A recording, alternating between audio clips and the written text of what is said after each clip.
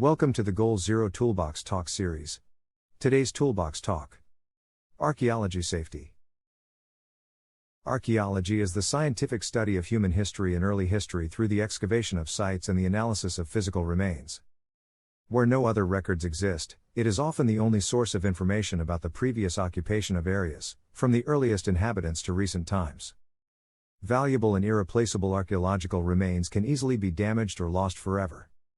It is illegal to disturb human remains, remove treasure and damage certain monuments, historical structures, or buildings.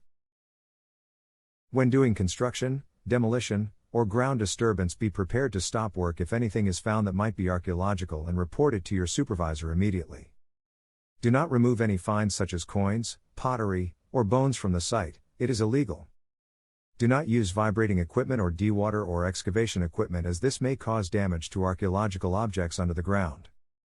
Do not drive vehicles through protected sites or assume any artifacts or features discovered are unimportant. All major infrastructure projects should be well planned and include archaeological advice from the start. This begins with consultancy during the AIA and route optioneering stages, will carry on after main contractors are appointed. The key is to keep talking to the archaeologists as designs and proposals evolve, and not assume that the methodology agreed for an earlier scenario will be the best for the next iteration of the scheme. The beauty of archaeology is that it is about gathering knowledge, and this doesn't necessarily mean excavating everything about to be affected by construction. There have been major schemes where programs of non-intrusive surveys have been the main component of work because this was considered the best way of recovering new and significant information on our past. When the construction and archaeology teams work together during the planning, keep checking if the methodology is still right and ask the archaeologists to be creative about their approach. It is essential to work in close collaboration once work on the site starts to ensure the archaeological, construction, engineering, and design teams agree on each other's goals and timelines. Projects go well when the archaeological scheduler/programmer is part of the project planning meetings. Working cooperatively at every level and doing things together will keep the workplace harmonious. The better each group understands the other group's constraints and challenges, the better the project will come off.